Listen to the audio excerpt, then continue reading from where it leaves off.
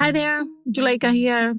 Before we get started, I want to invite you, yes, you, to be a guest on the show. If you're an adult and a child of immigrants, and they could be from anywhere in the world, really, I'd love to talk to you about the conversations that are necessary but challenging, especially right about now. So whatever you're all getting into, I want to know about it. Politics, money, holidays, marriage, kids, everything. So send me an email directly at Juleyka@Lantigua-Williams.com and we'll get you on the show. I can't wait to hear from you.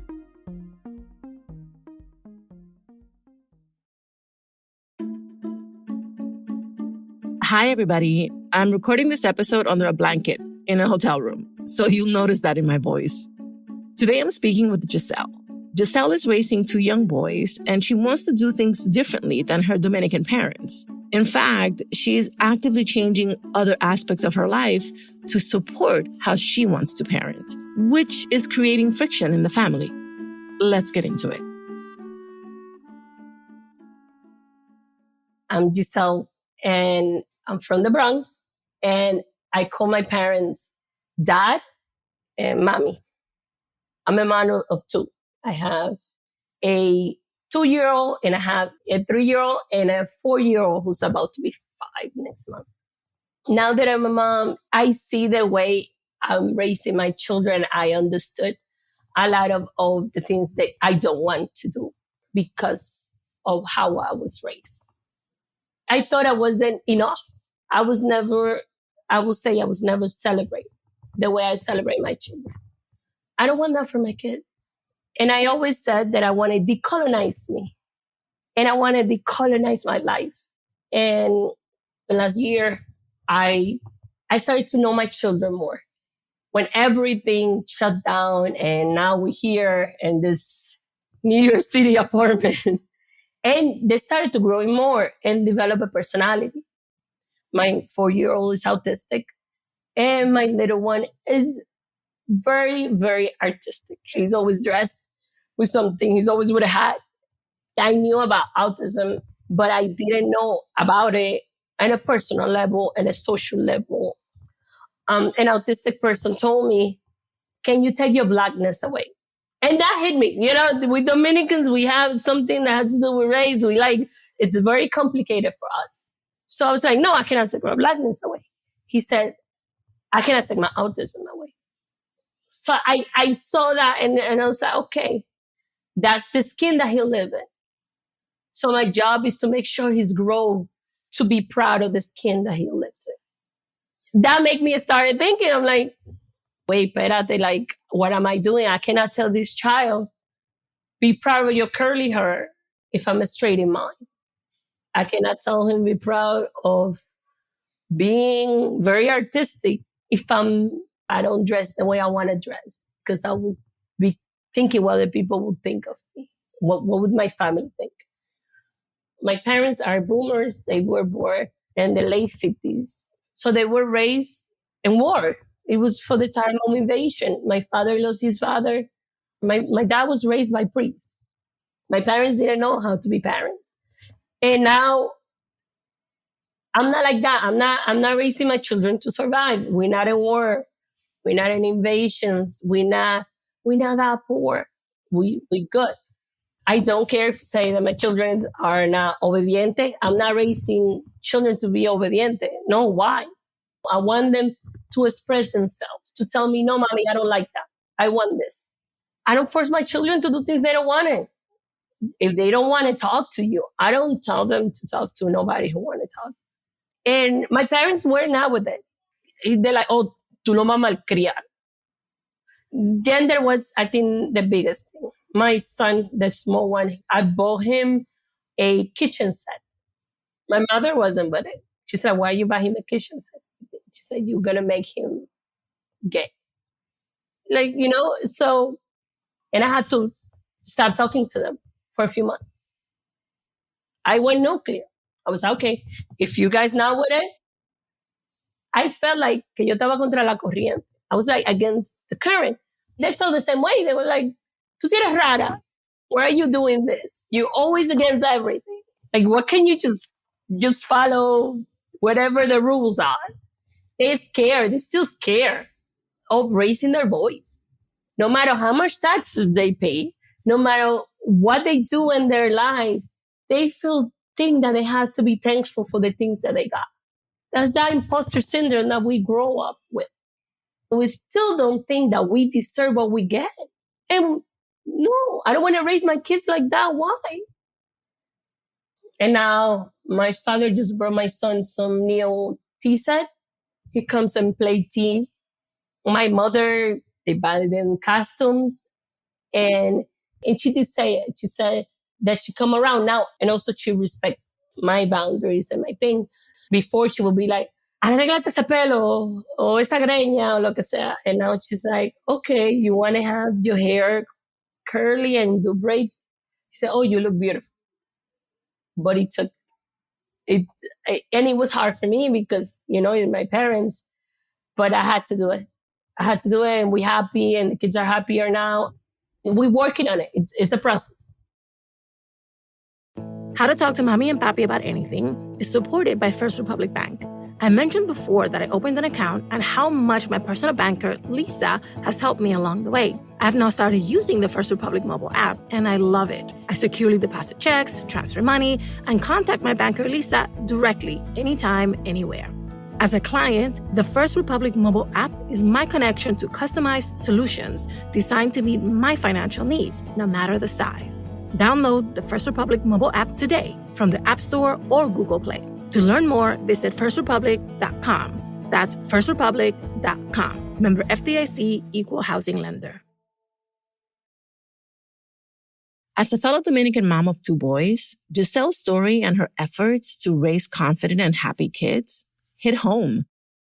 How can first gens like us reimagine our parenting, even if some of us don't have the best blueprint from our own childhood? To help us figure it out, I called in an expert.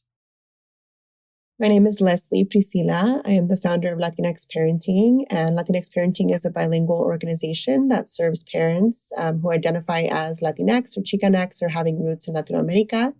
And I run workshops, classes, different educational opportunities for parents who are wanting to break certain cycles of violence or harm that was done to them in their families. But we do it in a way that actually honors our ancestors and honors the ways and the intentions of our ancestors and those that came before us.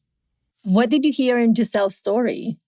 First of all, I loved her voice so much. I was just like, I could listen to her all day long. And she talks about race in it, and I'm so glad that she did. She talks about her unique experience of raising a child who has special needs. I left with a lot of hope. Like, she has so much hope in healing her lineage and in, the ways that she wants to do things with her children. She talks about the pressures that she's experienced and how she's strongly confronting that, right? And being very confident. And so I'm like, this is an ideal parent, right? This ideally, you would have that reflection that would take into account all of those pressures, and then you would still boldly go forward and raise your child in ways that are connecting. And so that's what I really enjoyed about hearing Gisselle. Were there themes that popped up for you that you also hear in your work? Yes, definitely. One of the things that she said that I hear very frequently is wanting him to express himself, right? And so that comes up because so many of us were raised not being able to express ourselves.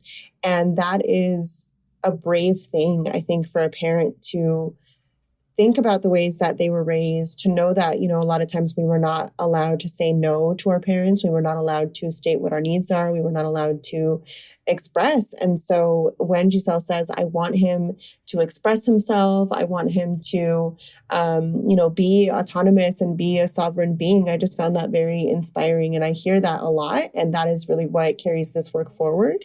So is that part of her notion of decolonizing her parenting? Can you expand on that thought?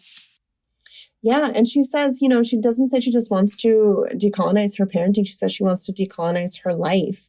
And I find that so valuable because a lot of times we think that our parenting is separate from the rest of our life, right? And parenting has everything to do with every other aspect of our life. It's where our values come up. It's where the things that we're wanting to change come up. And to me, decolonization is beyond, giving our children that voice and that autonomy. It's also that reconnection to our needs as parents. It's also that reconnection to our bodies. And she references, anti-Blackness in the US. And she references the way that her son has been treated and, his skin color, wanting him to be really proud of that, right? And so I think that that is a really big aspect of decolonization as well, in identifying all of the impacts and the effects that colonization has had on us and now rejecting that. Okay, I still want to understand a little bit more about how being colonized or having come from a colonized heritage impacts how you develop a sense of yourself and how you help your children develop a sense of themselves. Yeah. So when colonization began, mind you, colonization is not something that stopped ever. There's still many ways that we are continuously being colonized. But when colonization began, many of the indigenous peoples here practiced what I call gentle or nonviolent parenting, right? And so children collaborated with their elders, elders were valued, children were valued. And actually what ended up happening was that the people who came from Europe ended up bringing a lot of the practices that were oppressive to children. And so a lot of times when we think about like la chancla or el cinto or ways that maybe we were parented in ways that were oppressive, we have to, remember that this actually came from a history of colonization. And so decolonizing our parenting means to understand that, to have an awareness of the fact that this is actually not our culture, and to start treating children more the ways that our ancestors did pre-colonization, which was with respect, which was with honoring. And so if we're doing that, then, we can't ignore the fact that we have to do it with ourselves too, right? And so if we're trying to liberate our children from those oppressive thought patterns, oppressive, ways of thinking about themselves or contingencies about whether they're valuable, then we have to begin doing that work with ourselves as well. I'm glad you mentioned chanclas because there's some really great memes about chancla culture, but it's real. How do we identify it? And then how do we remove it from the ways that we parent and the ways that we also interact with our parents who are now watching us parent? I think one of the greatest things that we can do is remember ourselves as children, right? And so a lot of times when we hear people say, la chancla raised me, or, this is good for our culture and children need to learn right from wrong in this way. And I want to ask people to just do the very vulnerable work that it takes to remember ourselves as children actually getting hit with la chancla, right? A lot of times our elders were trying to teach us respect through fear. And so a lot of the conversations that have to happen are around whether we learn to actually respect our elders because they respected us, or did we learn to fear them, right? And a lot of us who have grown up still have this very uncomfortable feeling when we are around our parents or when we are around our tíos, our tías. And so that uncomfortable feeling prevents us from really being able to express ourselves, to be ourselves fully. And so ending chancla culture is to be able to identify that those things actually did not serve us, that we are not able to a lot of times advocate for what it is we need. Cycles that come from, they don't just come from la chancla. They don't just come from this idea of corporal punishment, but la chancla really represents everything that is oppressive, right? The ways that we are in relationship to others, not just our children, the ways that we talk to ourselves. So there's something I call like internalized chancletazos, where I'm just like, the chancletazos that I give myself when I'm calling myself like a pendeja or like something that is disparaging, or, I don't think that I can apply for this promotion because I'm not good enough. All of these messages around my worth, that sometimes those messages did come from our parents, right? And those messages came from their parents. And when it comes to our elders rejecting that, because a lot of times they're going to be very uncomfortable, when we're telling them, I want to parent in a different way than you parented me. They may take it personally. They may say like, tú dices que fui mala madre, like you said I'm a bad mother, or you're saying I'm a bad father. That's not necessarily what we're saying. What we're saying is that even though you did your best, I think remembering myself as a child and still wanting to honor that part of myself makes me want to parent differently. All right, but let me ask you this, because I have tried that whole, Mommy, I respect my children line with my mother. It did not go well. So how, without offending them, without questioning their sacrifices, and without getting them to laugh in our faces, do we get our parents to see that we do need to change our paradigm around our kids? Yeah. One of the things that I have done that's been a really powerful beginning point for having these conversations with them is to center their inner child, right? So I center my mom's inner child. I ask her about her experiences. I say, Mami, cuando te pegaba tu mamá, ¿cómo qué sentías? And so if I'm connecting with that part of herself that still maybe is hurt, it's been a process, right? Like it's been a process for her to do some of that reflection work and to kind of, realize that a lot of resistance to my parenting or the ways that I want to be a more gentle, nonviolent parent actually stem from her wounds that come from the way that she was raised, right? And so the taking it personally, the feeling like when I am doing something different than she did, that's a reflection on her and her value and her worth. Like that really has nothing to do with me, right? That has to do with how she feels about herself. And so when we're in those conversations, it's helpful for me to also not take personally and to say like, you're accusing me of offending you. And then it's this like big back and forth. All right. I have two final questions for you. The first one is, Gisselle really set up some boundaries, like in very drastic ways. How can the rest of us who maybe are not as brave set up workable, realistic boundaries with our parents around how we parent? Yeah. I think that there are some things that should be non-negotiable, right? So I really also admire that confidence and you're like, you're not going to, for example, one of the boundaries I have is like, you're not going to lay hands on my child, right? In our culture, it's normal, or at least like in my mother's generation, where aunts and uncles would be able to discipline you, the neighbor would be able to discipline you because adults had that right. And so I think there are ways that we can set gentle boundaries. These are my firm ones, right? Like these are my firm ones, but you have to also think about like abuelas really want to connect with children too. And so the strategies around that, although they may look very differently than our strategies, some of them we can have flexibility on, right? So my kids might eat more sugar with my mom than they do with me. And I just have to realize like, okay, if they're going to have sugar with my mom, then that means that when they're back home with me, like I can't give them that, lollipop or whatever that I would normally give them.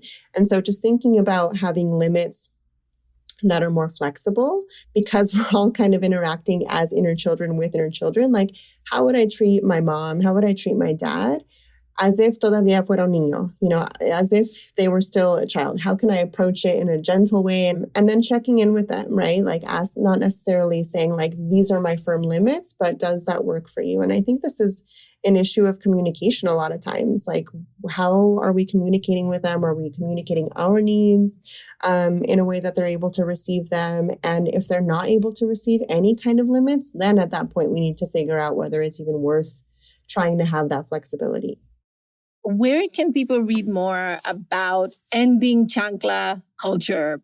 Go to Latinx Parenting's Instagram page, sign up for our newsletter via our website, latinxparenting.org. We have a workshop coming up called A Mi Manera, how to set respectful boundaries with other adults in your parenting, which is going to talk about, some of what we've talked about. So by visiting our website or by going to our Instagram or our Facebook page and following us there. Wonderful. Oh my goodness. Leslie, thank you so much. Thank you, Juleyka. This was such a treat. All right, let's recap what we learned from Leslie. Work on yourself. To dismantle Chancla culture, begin by reflecting on your childhood experience and reconnect with your own needs as a parent. Center the inner child. Yours, your parents, everyone's. Communicate your needs in a gentle way and be aware of your loved one's past wounds, emotions, and childhood experiences. And remember, create gentle boundaries. Set flexible limits that align with your values, but also let other family members participate in your children's lives in their own way.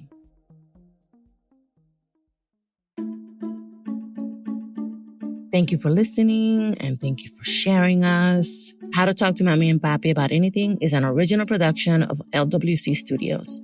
Virginia Lora is the show's producer. Kojin Tashiro is our mixer. Manuela Bedoya is our social media editor. I'm the creator, Juleyka Lantigua. On Twitter and Instagram, we're at Talk to Mamí Papí.